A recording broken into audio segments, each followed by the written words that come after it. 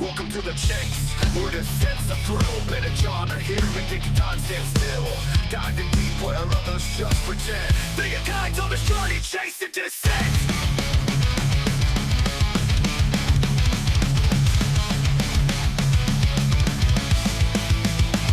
Chasing dissent, break through the quest. Ben and John won't give it a rest.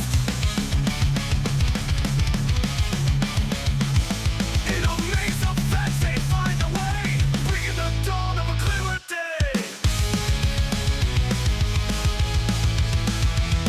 They laugh, they grow, they take no signs through rabbit holes. They take their strides when live after they haven't said. Ben and John, chasing dissent. So hit subscribe, don't be content. Join the chase, the omnipresent. With Ben and John, no time is misspent. On the trail with Chasing Dissent. So hit subscribe, don't be content. Join the chase, be omnipresent. With Ben and John, no time is misspent. On the trail with Chasing Dissent.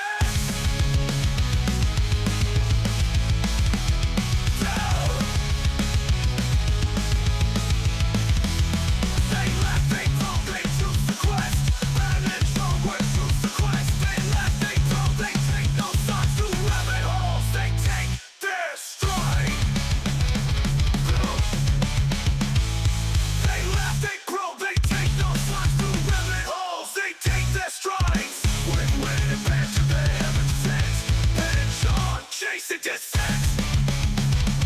So hit subscribe, don't be content. Join the chase, be omnipresent. With Ben and John, no time is misspent. On the trail with Chasing Dissent.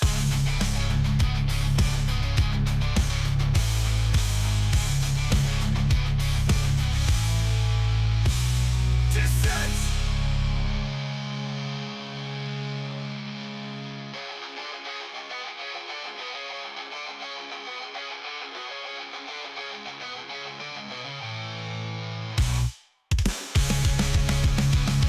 So hit subscribe, don't be content. Join the chase, be omnipresent. With Ben and John, no time is misspent. On the trail with Chasing Dissent.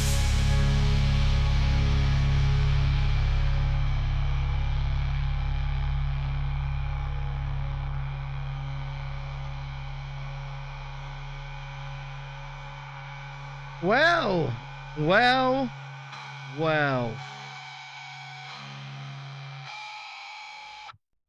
Good afternoon, good morning, good evening. If you're watching back, it is extremely hot where I am. Don't know why. It's the south of England. We call ourselves the Sunshine Coast here, but we're not that. There's not a lot of sun to be usually had. But that, alas, is not why we are here this afternoon. This afternoon, we are here to talk about last night's general election debate and about who might or might not have won that debate. Now, I don't really have an answer for you, unfortunately. However, I want you guys to tell me. I want you guys to let me know if you watched it. If you watched along with us, even better, because we just took the piss out of it.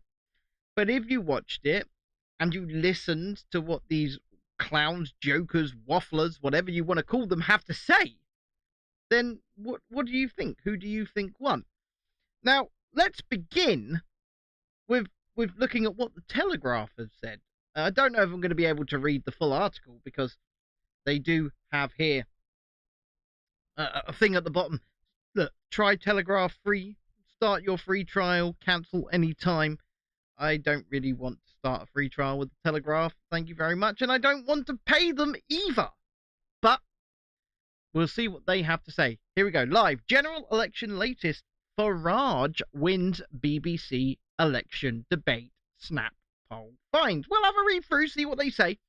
And if you agree or disagree, feel free to let me know in the chat if you are live or in the comments afterwards if you're not.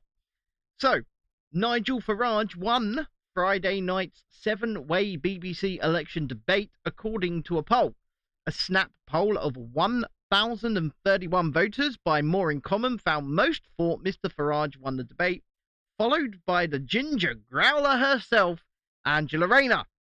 Mr. Farage received 25% of the vote, whilst Miss Rayner received 19%. Now, 25% of a 7-way it's quite a good margin, I would say. I know it's only 1,000 people. I say it's only 1,000 people, and this is why I neither agree or disagree with it, because if anybody knows me and knows how I feel about polls, I just don't think they scale. And that's why I think places like YouGov ultimately are pretty damn useless. Because you poll 2,000 people and then you go, the country says this. The country don't say that. 2,000 people have said this, and actually probably more like 300 people out of the 2,000. Anyway, here we go. The Green Party's Carla Denyer. Oh, man. I kept forgetting she was there. I'm not going to lie to you. She looks like a lost little child. A lost little child, old Carla. Wearing her full green suit. We thought it was just the green blazer until we got later on into the debate and we found out she was wearing green trousers also.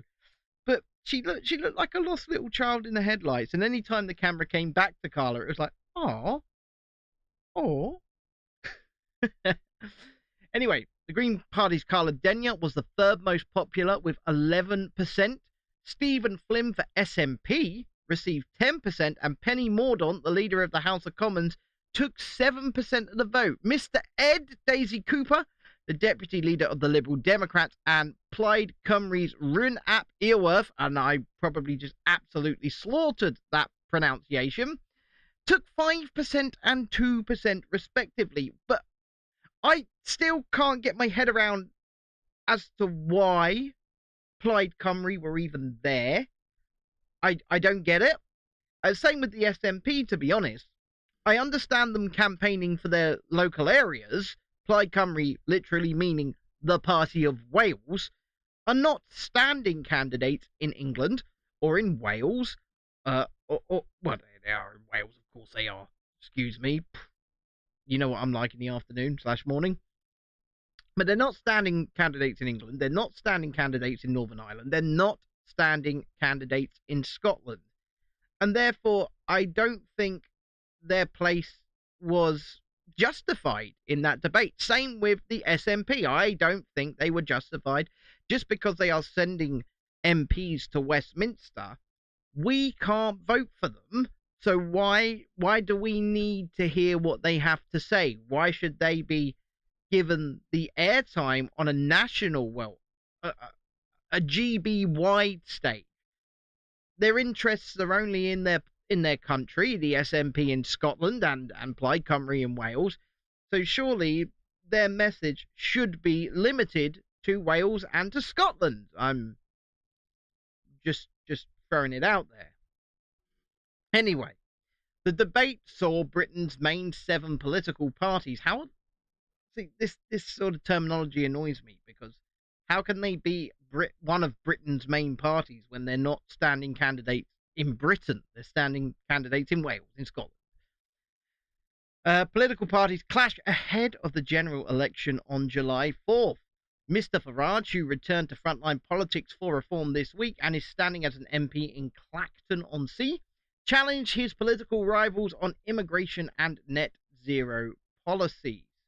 And then we've got some live reporting here. What's going on? I certainly... Okay. So, Nigel Farage is there just to cause crap, shake things up. He's not going for the quote-unquote win, because he says so himself. Reform UK cannot win this election. They can stand in opposition, but they can't win this election. He wants to be in opposition. obviously, and also he wants to troll the living hell out of everybody as he goes along, which is fair enough. Let's have a laugh, let's have some fun, let's shake things up. That's what he wants to do. But when the troll sounds like the adult in the room, as I think happened last night, and if you go back and watch last night's debate coverage from us, we certainly weren't the adults in the room. We're not here to be the adults in the room. We're here to laugh as the world burns around us, quite frankly. But when the troll sounds like the adult in the room, you know there's a problem in politics. You really do. I mean, sending Penny and Angela was actually a stroke of genius on the parts of Rishi Sunak and Keir Starmer, because the two of them had a bit of drive, had a bit of spark, had a bit of personality, something that neither of the planks at the heads of the parties have.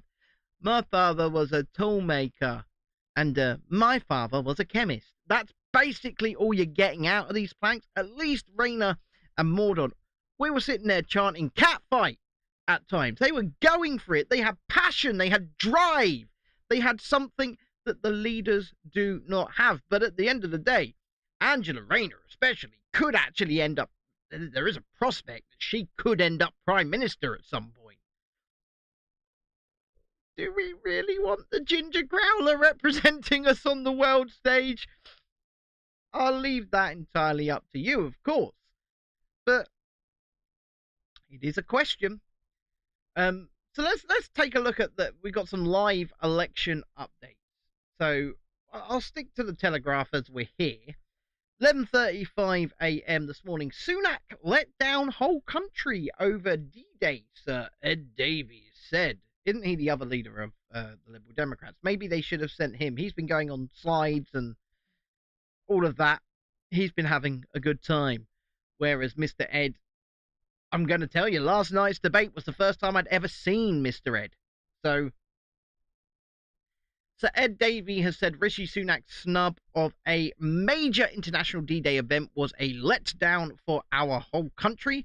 On a campaign visit to Victoria Park in Newbury, Berkshire, the Liberal Democrats leader told broadcasters, "I felt pretty cross about this. I've talked to veterans and they feel quite angry, so I think they need to do more." And I think that you guys need to do more as well by clicking that like button and subscribing to the channel if you haven't. But most importantly, what we need right now is shares. Share this out. Tell people that I'm live. Let's get some people in. Let's have a laugh together. He urged the Conservatives to give some of the cash donated to the party by Frank Hester, a businessman who was embroiled in a racism row, to charity. I think the Conservative Party should give £5 million of that donation to a veterans charity. I think if they did that, then people might be able to draw the line. So money is the way we draw the line. Money is the way that Rishi Sunak gained forgiveness, according to the Liberal Democrats. I don't know about you, but it doesn't seem.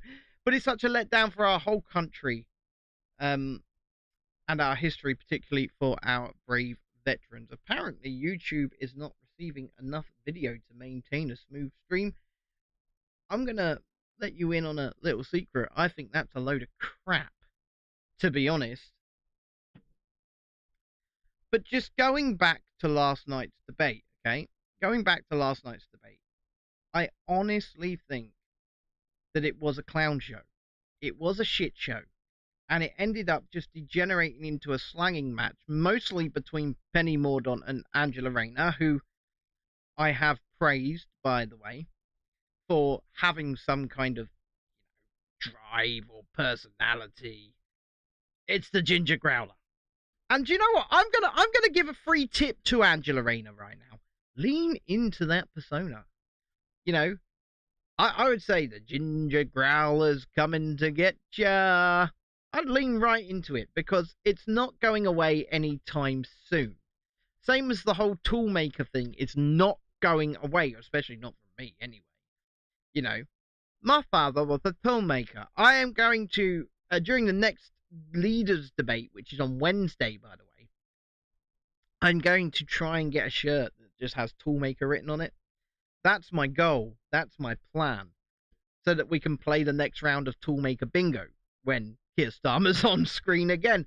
But the next actual debate comes on Tuesday, but it's a Scotland exclusive debate. So the 5 leading parties in Scotland. And this is where I think the SNP guy should be, right? He shouldn't be on the national stage. He should be in the Scottish exclusive debate, absolutely. But as John is a Scottish man living in Scotland, we will be here to cover that Scottish debate, and we'll see what they have to say to, for themselves, to one another, and all of that. Shalini, we've got another 19 days of this.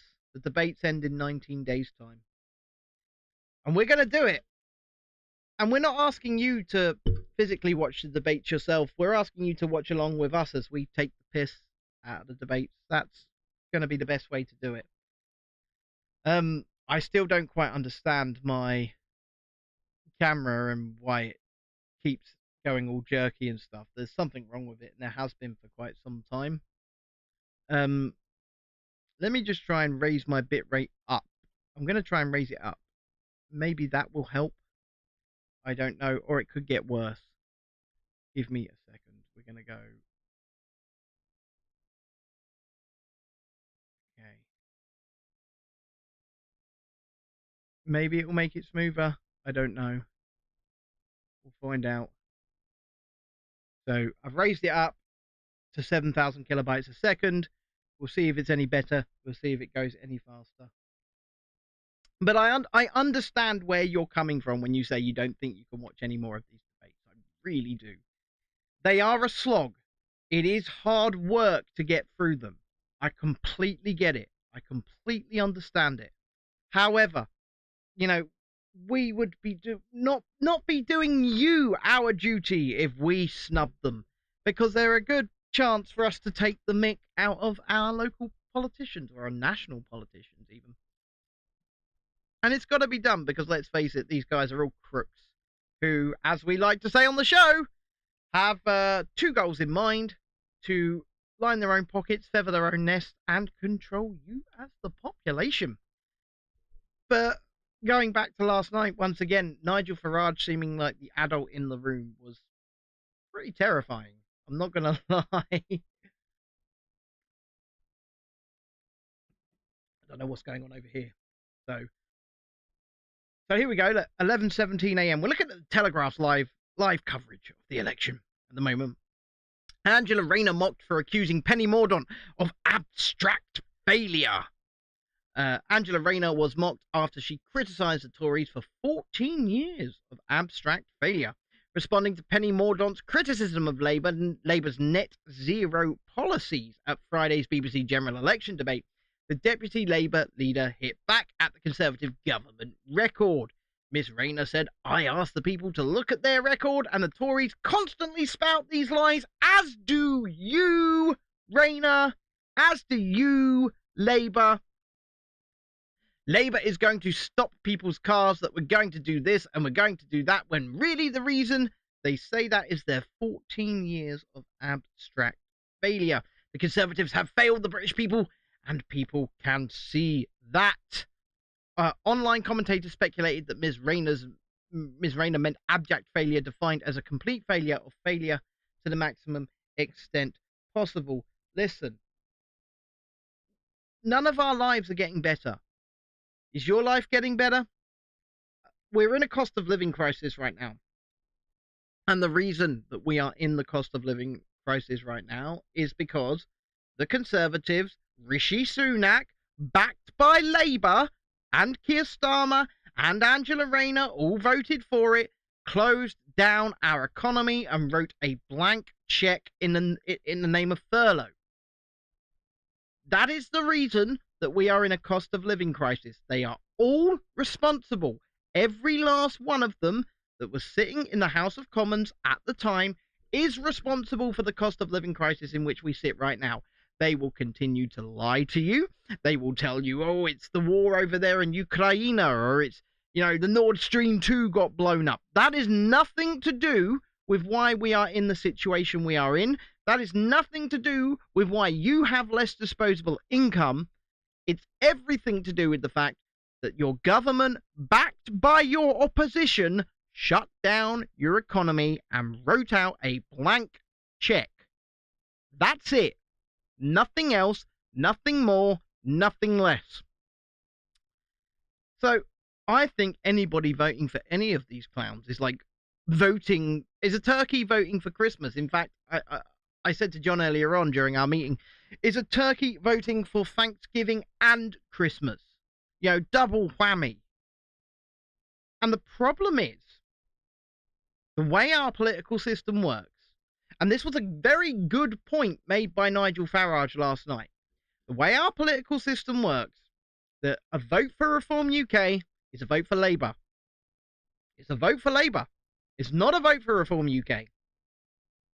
Because we have first past the post, and therefore Labour are going to be the first past the post. We need some kind of representative system, if we need a system of elected officials at all anymore. But right now, if you go out and vote for Reform UK, and I know millions of people will, and I know millions of people have every right to, but I'm telling you, if you vote for them, you get Labour. You're voting for Labour. It's unfortunate, but that is the way that our system is set up. Because those Tory voters that are going out and voting for Reform UK are taking those votes away from the Tories. And I don't want the Tories in power either. I don't want the Tories in power. I don't want Labour in power. I don't want Reform UK in power. I'm not going to lie to you. I don't want any of them in power. But then again, I am genuinely politically homeless. I'm absolutely politically homeless because none of them stand for the values for which I like to espouse. And none of them stand for true free speech. None of them stand for true freedom of thought, freedom of choice, freedom of expression. None of them do. They stand for pandering and they stand for control. It's as simple as that. They'll find a special interest group, they'll latch onto it so that they can get votes, and then our lives will not get more free. Our lives will not get better. We will not find ourselves with more disposable income. It's just not going to happen. And Labour seem to want to punish entrepreneurs, seem to want to punish people that actually want to step out on their own and try and make something of themselves. They want to take all of any income they might earn, if they might earn a high level of income, away in tax. You're seeing things like the minimum wage. Oh, let's raise the minimum wage to £15 an hour.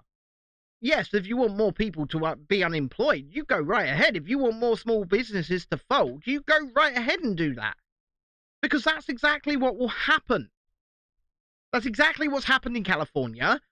That's exactly what's happening anywhere you see the minimum wage raised to a unsustainable level. Prices will have to go up within that establishment to compensate for the fact that they have to pay higher wages. And not only that, cuts will have to be made because they have to pay higher wages. And that's why you see McDonald's, Burger King, KFC, hell, my local fish and chip shop have got a digital ordering board instead of somebody taking your order. Because they're cutting staff, they're cutting workers in favour of these machines that can do the job. Then you don't have to pay £15 an hour. That's all that happens when you raise the minimum wage to something that is unsustainable. I mean, these are basic truths, ladies and gentlemen. These are basic truths. And yet people don't get it. Shalini says AI is taking over. Harold says hi to all the min wages in the chat and the high earners. Well, if Labour get into power, Harold, high earners won't be high earners anymore. You will be equally poor, of course, because they're going to raise the top level of tax. And do you know what? I haven't got a pot to piss in. Let me just put it clear and simple. Yesterday I had to. This is true. This is a fact. Yesterday, I had to go to the supermarket and pay for my shopping in 20p's from my change pot. Okay? That's the reality in which I live. I do not have a pot to piss in. However, I'm going to have less of a pot to piss in if Labour get into power. I'm going to have far less of a pot to piss in. They will raise taxes. They will raise taxes, by the way. And I'm not saying the Tories won't, because they'll probably raise taxes and all. But we don't make a killing on this show. We don't make anything on this show, really. I mean, I got my half of this month's donations, £19. And you know what? I appreciate all of you that do support us.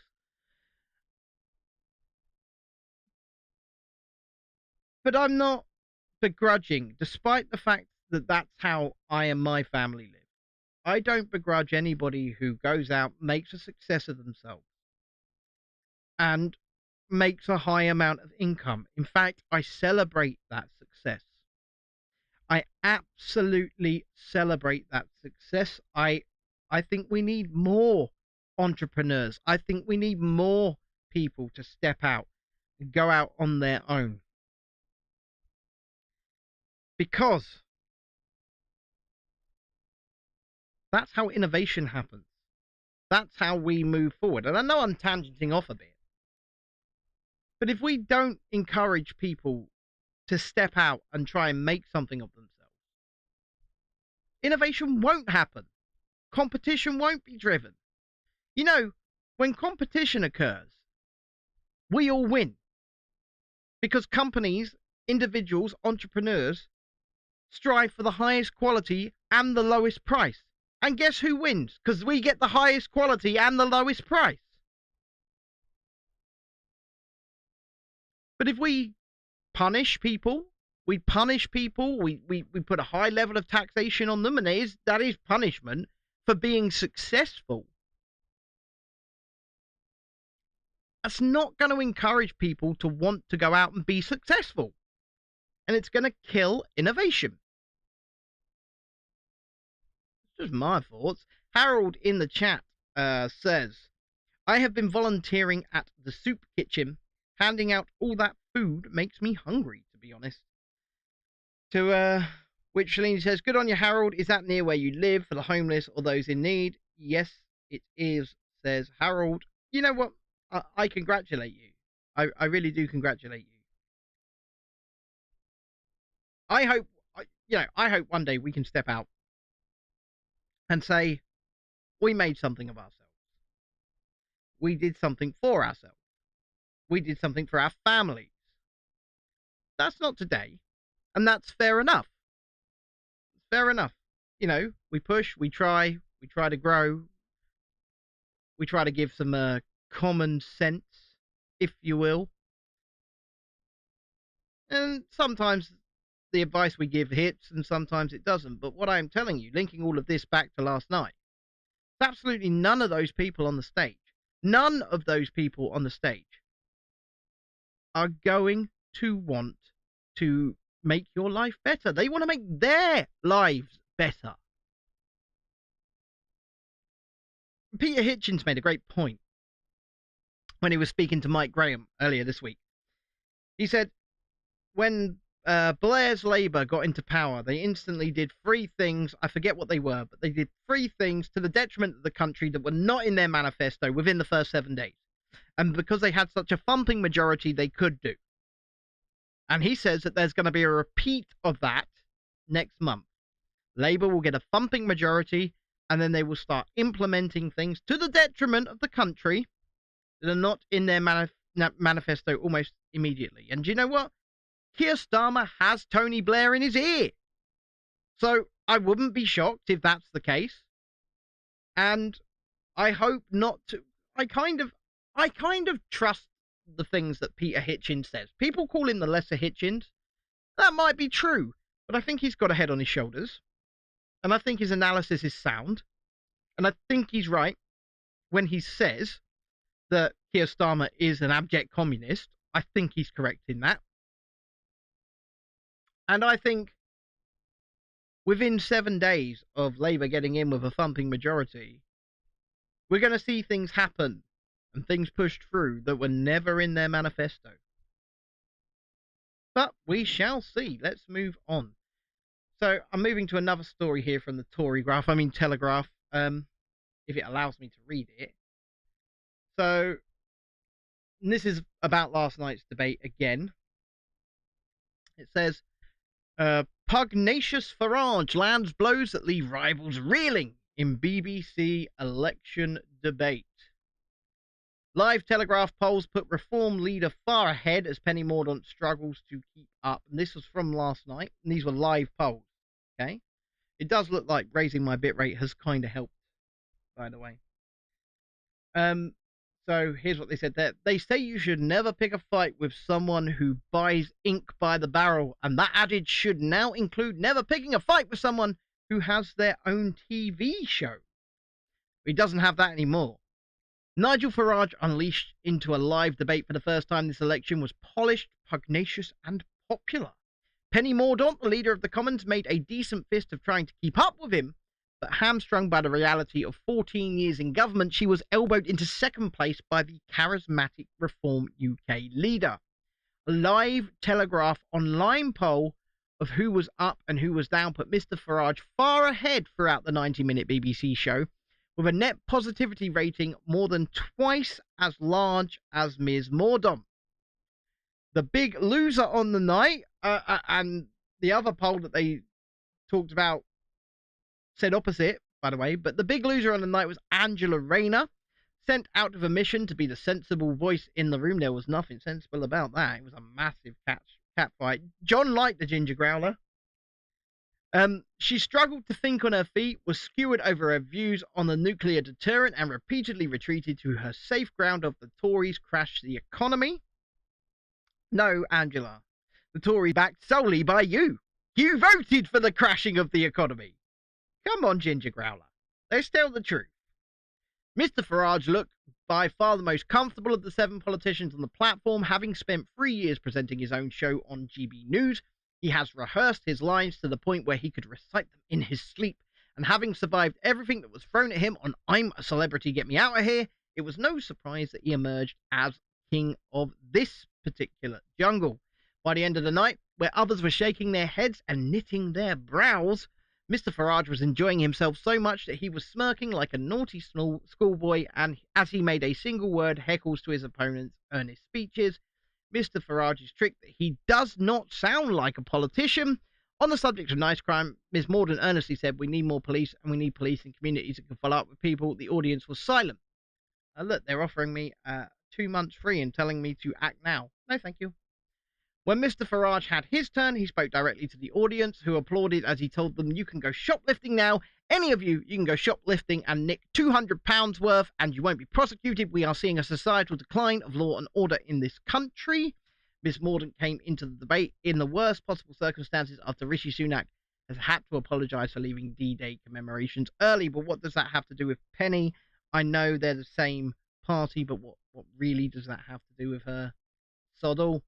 Her job was to try to get the debate back on tax and repeat the claim that Labour would increase taxes by £2,000 per household. I think it will probably be more. And she gamely tried to do so, saying tax cuts were in our DNA as Conservatives, but Mr. Farage was ready for her. He accused the Tories of dishonesty on a breathtaking scale. Gee, you think? Over tax, saying even during Tony Blair's time, the top rate of tax was 40p in this country, and it was paid by 1 million people in this country. By 2029, 8 million people will be paying the 40p rate of tax. That's why life is so tough. Miss Mordaunt is now odds on with several bookies to lose her Portsmouth North seat, and she had an awful lot more defending to do than in her 85-day stint as Defence Secretary. I mean, Christ. These people. And that's the problem, right? It is just one massive slanging match. It's always one massive slanging match. They're clowns. And it is, I'm not sure if I like the term bread and circuses, but I certainly think the term bread and circuses applies here. I mean, we're clowns. We are clowns on this show. We are here to clown on them. We are here to, you know, mock them. But in the same breath, clowns mocking clowns? That's where we are. Let's go to the chat. Chasing Liberty John says, I did not like Daisy the cow. Julie's just made a cup of tea. Well, I'm glad that you have just made a cup of tea. I hope you enjoy that cup of tea. So, Labour are going to win with a thumping majority. That is absolutely true. And we can't ignore that. But that doesn't mean the Tories would be any better. And that's the problem that we're facing here in this country. We don't have viable choices that are on the side of the people. And I don't know about you guys, but I don't think anybody won that debate last night. I think it was, whilst the troll himself, Mr. Farage, did sound like the adult in the room, and he was certainly making points, very good points.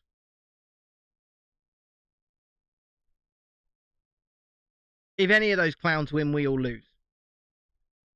And it's that simple, really.